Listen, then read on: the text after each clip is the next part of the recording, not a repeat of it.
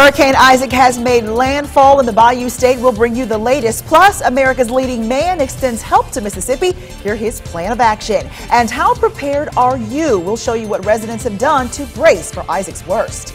As we mentioned, Hurricane Isaac makes landfall, but where is it heading next? We're tracking it for you. Jackson's only local news at 9 starts right now.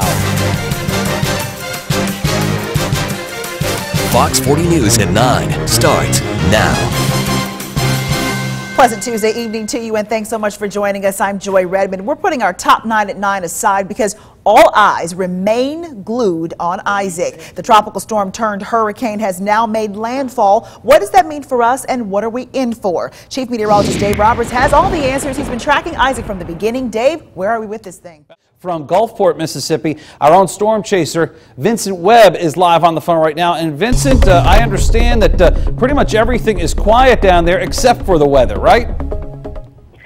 That's right, David. You know, we've seen a lot of the weather conditions deteriorating over the past couple of hours and throughout the day today. You know, we got here around 6 a.m. this morning. We got up around 2 and started heading south, but as soon as we got here, we were experiencing 20 to 30 mile per hour sustained winds. That's tropical depression strength winds, you know, just out ahead of what was Tropical Storm Isaac, now Hurricane Isaac. So now we're experiencing 40 to 50 mile per hour sustained winds at times, and then we'll get a little relief. That's a lot of those thunderstorm bands that are moving through, so we're expecting a lot of those to move through this area over the next couple of hours. Now, we haven't really heard much on the surge. We're located a couple miles inland. We're located just in front of our hotel, kind of taking shelter for the night. You know, they have a mandatory curfew that is in effect for Harrison County from 7 p.m. until 7 a.m. So we're pretty much stuck in the same position right now throughout the night, except for in the morning hours. But we are seeing conditions really deteriorating. Again, we haven't heard anything on the surge yet, but we can imagine that it's coming down a little bit more earlier than it was earlier today. We moved off of the coast due to the fact that there was a lot of water moving close to the I-90 corridor. So again, we're really expecting for the winds to continue overnight tonight, and just a heavy rain to keep coming down again throughout the night tonight here in Gulfport, Mississippi. All right, thank you very much, Vincent Webb, our storm chaser on the coast. We'll be checking back with him, of course, as the storm continues moving inland. I'll be back in just a few minutes to update you on the storm with the new forecast track and what it means for our weather over the next couple of days. Joy? All right, thanks a lot, Dave. President Obama has issued an emergency declaration for areas of Mississippi under threat of rain and high winds from Isaac. The declaration will free up federal aid for state and local responders dealing with the storm and its aftermath. The president announced earlier today what the federal government is doing to assist with coastal storm preps. The declaration affects 29 counties in central South Mississippi, including the 3 largest, Hinds, Madison, and Rankin. The aid will cover efforts from August 26th forward. As residents on the coast evacuate, many are coming to Jackson seeking safety. The Mississippi Coliseum is one of the largest shelters in the area. As of this morning, there were dozens housed, but there's room for plenty more. The American Red Cross says it can house up to 700 people, and various teams from charitable organizations are on hand to help with setup and food distribution. For a full list of shelters and other various storm-related information, you can call the local United Way's office at 211. Evacuees and residents from Louisiana should call 866-472-8265 for information about our local area. Many first responders near the capital city are also on standby as Hurricane Isaac draws even closer. State and local agencies are preparing for his arrival. We go now to Fox 40's Courtney Ann Jackson live in studio. She has details on how many counties are getting storm ready. Courtney Ann, how are things looking for our neighbors in the south? Well, Joy, that's exactly who I've been checking in with today. Those southernmost counties in our coverage area, Adams, Lincoln, and Pike counties all have their emergency management crews working around the clock until this storm passes. And Adams County says they're already responding to some small power outages. Now, I stopped in Pike County to see how their preps are going along the Mississippi-Louisiana border. The 60-mile-an-hour sustained winds is serious. With Pike County as one of the southernmost Mississippi counties, their Isaac preps are in full swing, including daily briefs like this one. This storm could actually affect our county more so than Katrina, simply because of the long durations and the amount of wind and the wind speeds and the gusts that we're expecting. The first squall lines of the storms brought us soaking to the Macomb area as early as Tuesday afternoon. But emergency management says their residents and crews are better equipped for the storm after Katrina 7 years ago. Having lived through it is very important for them, and it's very important for us because now we are easily prepared. We feel a little bit better about it. Katrina kind of caught us off guard because we didn't realize the strength and the fact that many residents in Mississippi could be without power. Part of the preps started long before Isaac ever formed. This is the first storm where the brand new Pike County Safe Room shelter will be open. And some residents got there before the gates even opened. Thank the Lord that somebody had the foresight to make a shelter, safe room like this. Charles Jones' family lives in Macomb, but they were worried about their safety if they stayed at home. Because the home, you can always replace wood, you know. The main thing is that the family's safe. Edwin Gordillo is an evacuee from New Orleans, but hadn't originally planned to stop in Macomb. Then his car broke down. It's just very, very stressful because also I'm taking time off of work to try to get my family to safety and all that. Now, Pike County responders aren't the only ones preparing for Isaac. Many first responders right here in the metro are already on standby. Mississippi's emergency management team watched as Tropical Storm Isaac turned into a Category 1 hurricane today, and Isaac has already made landfall. So Hinds and Rankin County's emergency operations teams say they're prepared for it.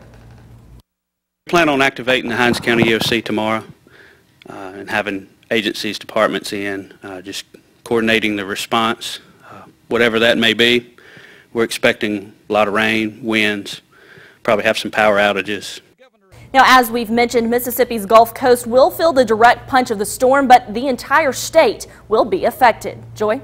So much, CJ. Well, even though some schools in central Mississippi are still waiting, other districts have already canceled classes. A few of those are going to be listed here on your screen, including JPS, along with Jefferson, Adams, and Copiah counties. These districts are canceling classes for tomorrow only. Madison School says their classes will be dismissed early tomorrow afternoon. Now, as for colleges, Jackson State, Southern Miss, and Alcorn are also canceling classes tomorrow and/or Thursday. For the most up-to-date information on local school closings and really all things Isaac, you can visit our website, fox40tv.com. I've had 7 feet of water in my house. I've swum through, that type of water and was in a high school for about 4 days until I was rescued by the Coast Guard from the roof. So I just can't experience that again. I can imagine. Well, as Hurricane Isaac creeps closer to the Magnolia State, last-minute preparations are underway. Gas stations, grocery stores, and hotels are all full with both residents and out-of-towners trying to make sure they're safe and stocked with the essentials. You know, we live out in the country and you never know what's going to happen out there, so we just try to keep everything on hand, like water and stuff. As a reminder, if you live in Jackson, you can sign up for code red weather warnings online. The system will call residents in the path of severe weather and alert them. Well, if you haven't grabbed a pen by now, you might want to. We have a couple more numbers to pass along to you that could be helpful. While weathering the possible impact of Hurricane Isaac, MEMA has set up a call center for residents looking to get more info. That toll-free number there on your screen, 866-519-6362. And for those of you who plan on leaving the area, the Mississippi Department of Transportation has issued an emergency information number for road closures and conditions related to the storm. That number also listed there on your screen, toll free, 866-521-6368. When we come back, Dave Roberts will have the latest on Hurricane Isaac and what the Magnolia State is in for. Stay with Fox 40 News, we're your only local news at 9. All right, thanks, Dave. Well, turning away from Isaac for just a moment, a fire broke out in a Capital City building earlier this afternoon. A recycling warehouse off Monument Street in downtown Jackson went up in flames. The smoke and blaze could be seen for miles off the highway. Officials tell us the fire was contained within the building, but the cause is still under investigation. The good news, no one was hurt. Well, more news in the capital city. You could call it cruising for a cause. The Caravan for Peace with Justice and Dignity made its way into Jackson today. The tour is calling for an end to the drug war, which has left more than 70,000 dead in Mexico in the last 5 years. And it's known as the longest and deadliest war in U.S. history. Victims are making a 6,000-mile journey through 20 cities, all coming to completion on the International Day of Action in Washington, D.C. The group says their message is simple: enough is enough. All right, we'll keep it here. Sports coming your way next. All right, well, that'll do it for us tonight. Thanks so much for joining us for Fox 40 News at 9. More Isaac coverage on our sister station at 10.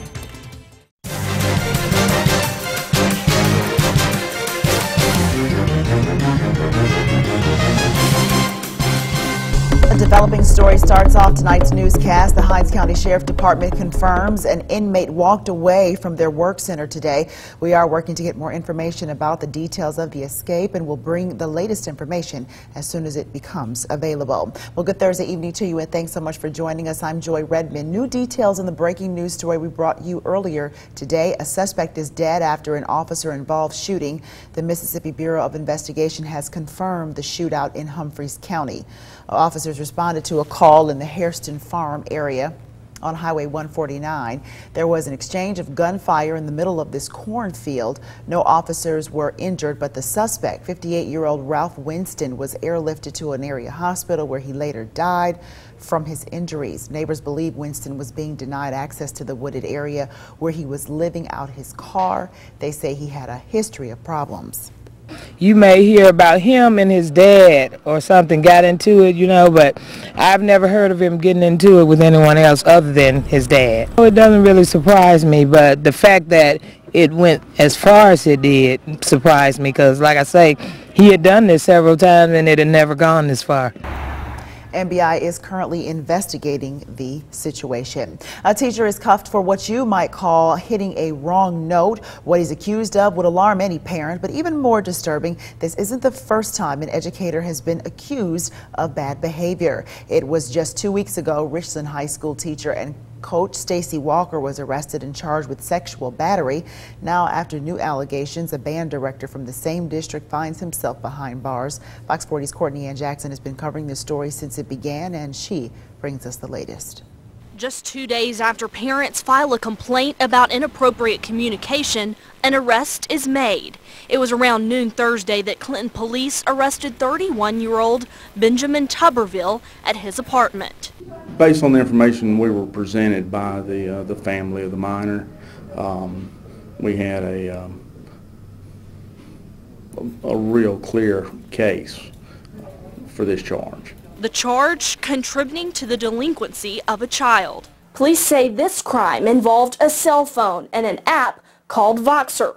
It's as simple as holding a button, talking, and sending an instant voice message to your friends. But it's the content of those messages that raised concern. The nature of the communication was inappropriate between an adult and a minor. Tuberville made his initial appearance before the judge Thursday afternoon and was given a $40,000 bond. He was also ordered to have absolutely no contact with anyone under 18 years old. Anytime there is a no contact order, you'll be held in contempt and subsequently arrested if you violate that order. Tuberville posted bond and his court date is set for October 3rd. Courtney Ann Jackson reporting. Fox 40 did put a call to Tuberville's attorney, but did not receive a call back. All right, turning now to weather. It's been a perfect work week, but are the cool temps and nice weather here to stay, and what's happening in the tropics? Let's get straight to Chief Meteorologist Dave Roberts for the answer. He's here with the first forecast. Dave, what is the latest? For you. More on Isaac and our 7-day forecast in a few minutes. Thanks a lot, Dave. President Obama's new immigration policy has people across the nation and here in Mississippi excited about the changes, but not everyone supports it. Today, both sides spoke out. Fox 40's Parise Thomas was there and has the story. A hearing to discuss immigration issues in Mississippi was held Thursday afternoon. Faith leaders, advocates, along with state representatives all gathered to voice their opinions and beliefs on the issue. Testimony was heard from both sides and questions were asked. But I do ask for your consideration in keeping the playing field level and to ask you to consider what may be done about unfair competition that I and my fellow tradesmen face as a consequence of illegal immigration. My religion teaches that people have a right to migrate and work to achieve better living conditions. Supporters of immigration in the state included the Catholic Charities and the Catholic Diocese. They believe in the dignity of everyone, documented or not. We work with a large number of immigrants, but it's also important just from a human dignity standpoint that we don't want this to be a divisive issue in our state. Those against believe illegal immigrants are a huge blow to the state's economy. We have to protect the taxpayers as well, and for those that are hiring illegal immigrants, there's still an issue. Why don't you hire Mississippians? Immigrants also attended the meeting, voicing their concerns. We just want for everyone to be fairly treated. In Jackson, Parise Thomas, Fox 40 News. In other news, a fatal bite claims the life of another Magnolia State resident. The health department has reported a second death connected to the recent West Nile virus outbreak. 85 cases have been reported as of today, making it the greatest number since July 2002. Several cities have been infected, but the virus has become a threat across the United States. Here are some alarming stats from the CDC. This year's West Nile virus is the largest ever recorded. So far, more than 1,100 cases in 38 states have been reported. 75% of those are in 5 states, including right here in Mississippi. Now, due to the increasing presence of mosquitoes in the Magnolia State, Madison County has approved 5 spray trucks to help combat possible infections. For more information on which nearby cities have been bitten by the bug or to find out how to lessen your chances of contracting the virus, you can visit our website, fox40tv.com. State lawmakers are working to make some big changes to Mississippi's education system. In a joint meeting, Senate and House Education Committees discussed adopting models from Florida to help improve our system. This comes after former Florida Governor Jeb Bush visited Mississippi earlier this month, pushing leaders to consider the changes he made to education in his state. Florida is utilizing ACT and SAT results. That's right now not figured into our accountability system, but seems to be one of those things we should definitely look at. The Mississippi Department of Education says they're working closely with Florida to make the needed improvements. Mississippi is now one of only 16 states offering a veteran designation on your driver's license and other state-issued documents. The process to get your paperwork is simple, but be sure to have certification from the Veterans Affairs Board before heading to the DMV. Officials say while businesses provide benefits to our vets, adding the designation will ensure they're recognized for their service. Over 200,000 vets call the Magnolia State home. Coming up next, as we prepare for the effects of Isaac, some parts of the country are already feeling the wrath. We'll bring you the details. But first, it's been a perfect work week. Can we keep this beautiful weather going? We'll check in with the Chief, Dave Roberts, and his 7-day forecast straight ahead. You're watching Fox 40 News at 10. You know, remember, when we're forecasting tropical storms and hurricanes 6 days out, especially when this storm has to cross the mountainous terrain of Cuba and Haiti, it is really too early to tell. That's why the spread is so large, from, Tallahassee all the way over to Lake Charles. That's most of the Gulf of Mexico. Right. So as we get closer to it, it will start narrowing down and we'll get a better handle as to which state will really have to deal with it. But 'tis the season. Yeah, got to be prepared for it. All right, thanks a lot, Dave. We'll talk to you later. Well, folks in the Caribbean, prepare as Tropical Storm Isaac draws near. 45-mile-per-hour winds have already been reported, as Dave told us, in some areas. And as the storm system gains strength, Ainsley Earhart has more as we take a look at news around the world tonight.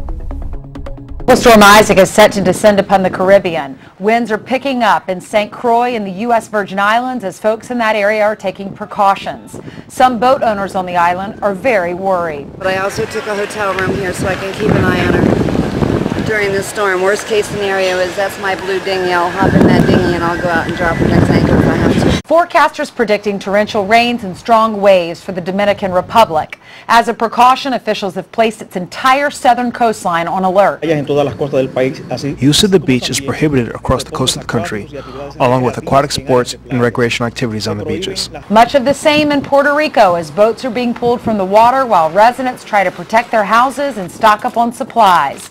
And the U.S. Naval Base in southeast Cuba is also getting ready for Isaac. The pretrial hearings at Guantanamo Bay for 5 prisoners accused of launching the September 11th attacks have been postponed. The military has been arranging evacuation flights for the dozens of people who traveled to the base for those hearings. We're mustering all our people and we're preparing, making sure that everybody has water and food and that everybody knows where they're going. Again, my biggest concern is preventing any loss of life. Isaac is expected to reach some islands as early as Thursday. Forecasters also expected to reach hurricane strength by then as well. In New York, Ainsley Earhart, Fox News. What's the secret to a better life, you ask? According to one survey, make more friends. Having a wide circle of friends is found to help middle-aged men and women have a greater sense of well-being. Researchers studied more than 6,500 people born in 1958. They found those who had 10 or more regular contacts with friends and family were better off. For men, the more relatives they were in contact with, the better they felt. The catch, Facebook and other social media friendships were not a factor. The friendships all involved personal interaction. It's pretty interesting. I'm accepting applications for friends, I guess, if I need to improve my life. So I need to. You are willing and change able, things huh? up, yeah. All right. Well, we're still talking about the suspended minor leaguer. Yeah. He's actually talking tonight. Yeah, Deshaun Dixon is just back from the minor leagues after all this news came down, and he's regretful. He made a mistake, and he talks about what exactly has happened. Plus, we will bring you the latest on a potential investigation into the MSU football program. Depends on how things are going to play out with that storm. Of course, we are going to be watching it very carefully for you on our sister station, Fox 40. Sports Day. Tomorrow night, 10:30. We dodged rain last week. I think you're going to do okay this week. Do it again. All right. Thanks so much for joining us. Have a great night. We'll see you back here tomorrow. Tropical storm Isaac inches closer to the coast. We'll tell you how the state is preparing and remembering. Plus, a wave of bites is sending sickness through the U.S. Find out how the Magnolia State is taking action. And a gunman is dead after firing on a cop. We'll bring you the details. Tropical storm Isaac continues to get stronger, getting a little bit closer to us as well. We'll have complete coverage and the new forecast track for you as well. Jackson's only local news at 9 starts right now. Fox 40 News at 9 starts now. Well, a pleasant Friday evening to you, and thanks so much for joining us. I'm Joy Redmond. A gorgeous work week ends in rain, and as Tropical Storm Isaac moves closer, the more wet stuff we'll get around here. But for now, what's in store for our weekend, and what should we expect from the storm? Let's check in now with the Chief. Dave Roberts is here with your first forecast. Dave, you've been watching Isaac closely. All week long, we continue to watch it for you. Tropical Storm Isaac is getting a little bit stronger, but still it's having some organizational issues just south of Cuba and south of Haiti. Right now, 65-mile-an-hour winds, which is the strongest it has been so far. It is 1,585 miles from Jackson, moving northwest, and it has slowed down just a little bit, now going about half as fast as it was, say, 3 hours ago. So what's going on with this storm? Well, the new forecast track keeps it as a tropical storm, exactly the way it is, as it goes across the western sections of Haiti and then up through Cuba. But by the time we get to Sunday and it reaches the Florida Keys, it could start to strengthen a little bit, and in fact by Tuesday afternoon it nears landfall in the Florida Panhandle. Then it moves inland,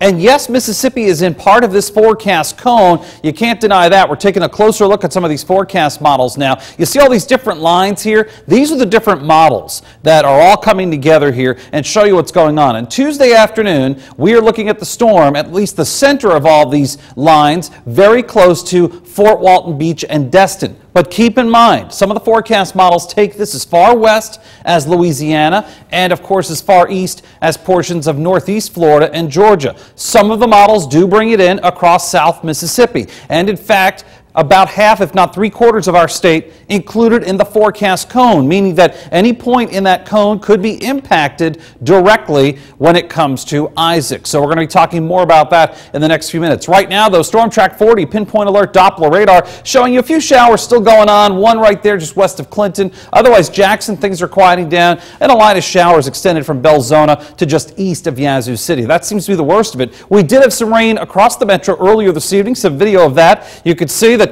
we had rain coming down pretty heavy. And if you live in parts of Rankin County, it wasn't too bad at all, but certainly South Jackson and parts of West Jackson, The rain was quite heavy at times and made the roads kind of slick. I'm going to get out of the roadway here so I don't get hit. In the meantime, I'll be back with a complete look at the forecast in a few minutes. Thanks a lot, Dave. You know best. Folks on the coast are talking about Isaac, and they're preparing as the tropical storm draws near and becomes an increasing threat to southern Florida. But many won't soon forget the devastation Mother Nature brought 2 decades ago. Eugene Ramirez speaks with some of the survivors of the hurricane that tore across the state years ago.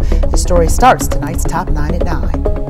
We're almost tipped over. We're coming down. At this point, guys, that's the best we can hope for. I mean, we don't want anybody to get hurt here. Category 5 hurricane winds sweeping across South Florida 20 years ago today. Hurricane Andrew leveling entire communities in South Dade. Everything was gone. The whole landscape was just flat. Homestead fruit stand owner Robert Moling will never forget what he saw. Everything from upstairs blew downstairs and out the back. Thousands couldn't believe their eyes either, emerging from what was left of their homes and shelters to find an unrecognizable Dade County. We lived in the same home for about 5 years and didn't recognize our own streets, couldn't recognize there were no landmarks, everything flat, and the roads, you couldn't get through the roads either. 20 years later, Florida International University debuting a simulator capable of producing Andrew strength winds to improve how we build so that this much devastation continues to be a thing of the past. It was pretty devastating, but hey, we made it.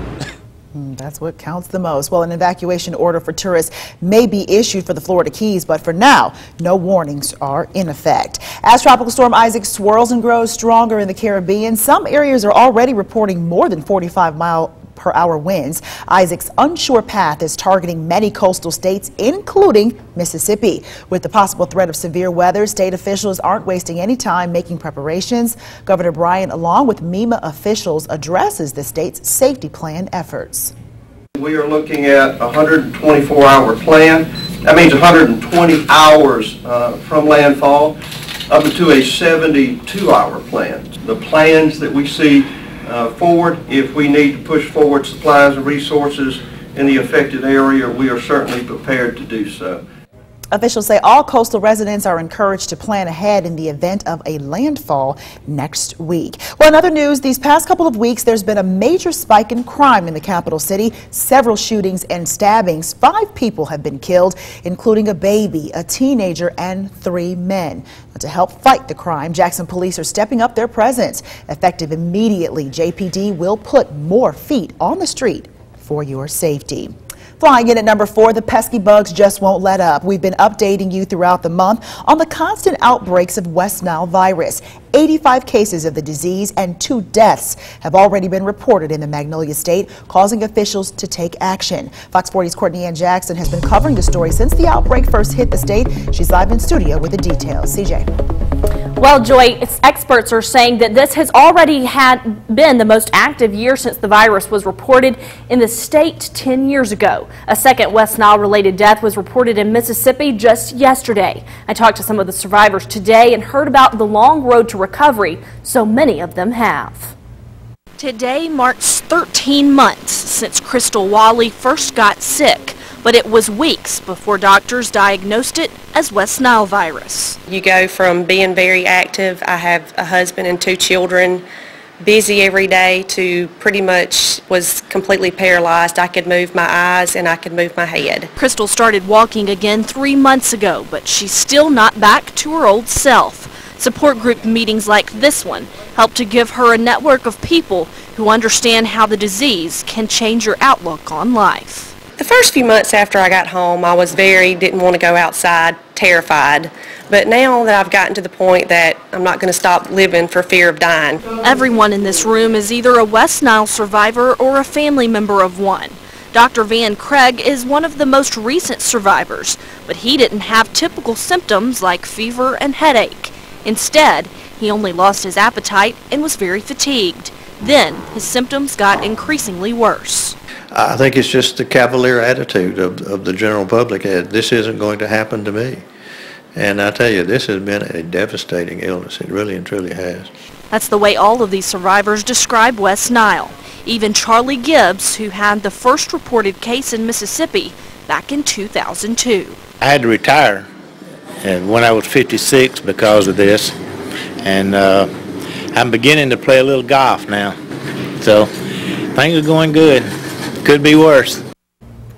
We are now up to 85 total cases statewide this year, more than in all of 2011 combined. Last year, the state saw a total of 52 cases and 5 deaths. Joy? All right, thanks so much, CJ. Well, new information in the developing story we brought to you last night. The Hinds County inmate who walked away from his work center yesterday afternoon has been caught. The prisoner was placed back in jail earlier today. Deputies believe he never left the Raymond area. Meanwhile, new details in a story we reported to you yesterday as well. The Mississippi Bureau of Investigations is now looking into a shooting that left a Humphreys County man dead. It happened just after noon on Thursday. Authorities say 58-year-old Ralph Winston was involved in a shootout with 2 deputies. Winston was injured in the gunfire and had to be airlifted to a local hospital where he later died. It is believed Winston lived in his truck near the area where the incident occurred. Neighbors think that may have been a factor in what caused the shooting. I had heard that they were going to access the road where he lives, and that's kind of what set him off. Yeah, and because he wouldn't be able to come in and out of where he had been. Authorities aren't releasing the names of the 2 deputies involved. The shooting is still under investigation. Number 7 on your countdown deals with a lot of green on the line. A trial date has been set for the sexual harassment lawsuit involving Vicksburg Mayor Paul Winfield. His former chief of staff, Kenya Burks, is demanding $1.5 million in the harassment lawsuit. She's seeking damages, including back wages and 5 years of her former salary. Legal papers contain a list of more than 30 people whom Burke's lawyers say could testify to various aspects of a 2-year sexual affair she claims to have had with Winfield. The mayor has denied all allegations. The 2 will meet in court for trial next year. A county leader is still under fire for allegedly owing thousands to a bus company. Louisiana Bus Company transported a high school band to Jackson for this year's MLK parade. The company says Supervisor Kenny Stokes was supposed to pay them, but Stokes claimed he wasn't the one responsible and never talked to the company. Now, months later, they're calling Stokes out again and say they started contacting the other supervisors to get their money. Shouldn't have to come to this, but you know, as an elected official of the Board of Supervisors, he's put them on the hook. He's their representative who signed this promissory note to pay on behalf of our work that we provided. Well, now, we talked to Stokes this week, and he says he's working on ways to get the money collected, but said he had no further comment on the matter. Rounding out your top 9 at 9, a new piece of history comes to life in the River City. The Lower Mississippi River Museum and Riverfront Interpretive Site welcomed everyone to its grand opening day ceremonies. Guests were able to view some of the site's most prized features, which include a retired motor vessel made in the 1960s and a flood model of the Mississippi River. To take in the new site's attractions, you can visit the museum located on Washington Street in downtown Vicksburg. Well, coming up next, bullets fly on New York City streets. We'll bring you the shocking details. Plus, the stadium lights are shining bright. Friday night football right here. But first, Dave Roberts has a close eye on Isaac. He'll let you know if we should be concerned and what's in store for the weekend. His 7-day forecast is right after the break. Stay with us. You're watching Fox 40 News at 9.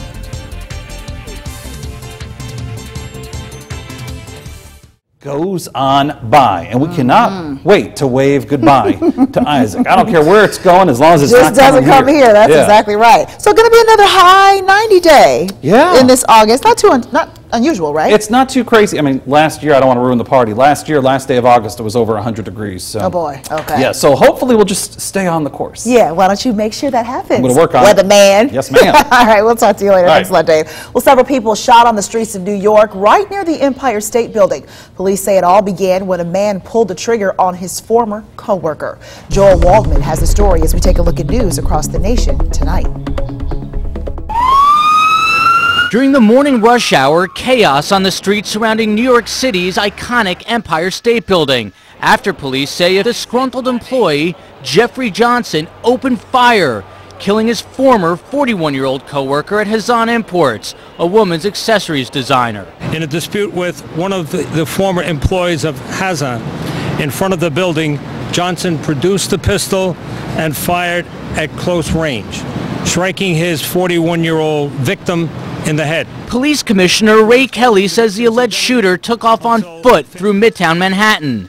A construction worker flagged down cops who then tracked down the suspect. As the two officers approached Johnson, he pulled his .45 caliber semi-automatic pistol from his bag and fired on the officers. I heard multiple gunshots, and I heard one single gunshot, and then it was pretty surreal because there was no screaming. It was just slow motion. When the gunfire stopped, cops say alleged suspect Jeffrey Johnson was dead. 9 others were injured. Authorities say some of them were inadvertently struck by police bullets. The accused shooter was laid off from his job about a year ago, and sources are now telling Fox News that both he and his intended victim, his co-worker, had filed formal complaints against each other with the NYPD. Reporting in Midtown Manhattan near the Empire State Building, Joel Waldman, Fox News.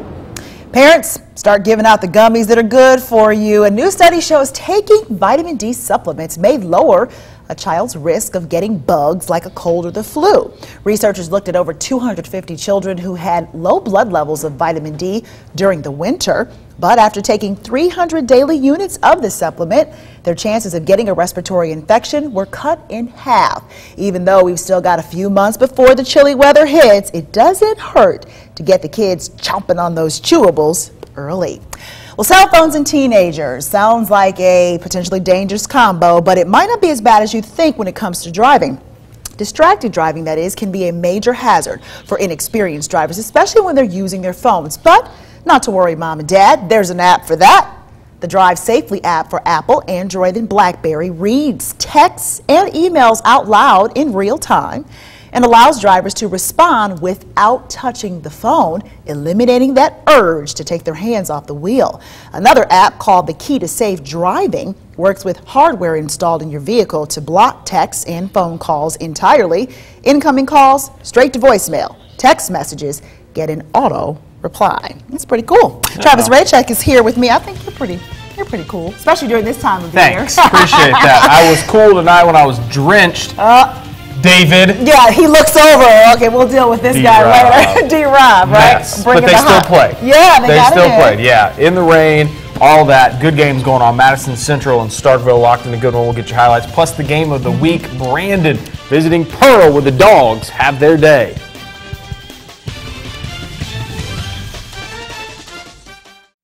7-day forecast called for high 80s tomorrow. Good chance for showers and storms. I think it's going to be a lot like today. Now Sunday, a little more sunshine, low 90s. Monday's the in-betweener day where we have the sunshine and dry weather, and then Isaac will either affect us or not. Either way, believe it or not, it's going to help give us better weather by the end of next week, because with Isaac moving on out, which it will later in the week, it'll bring in some drier and cooler weather. So there you go to Kroger, stock up on my water. Take it easy. Okay. Don't go there yet. Take it easy. Sports Tech 1030. Get me a pack if you would. Be there. See ya.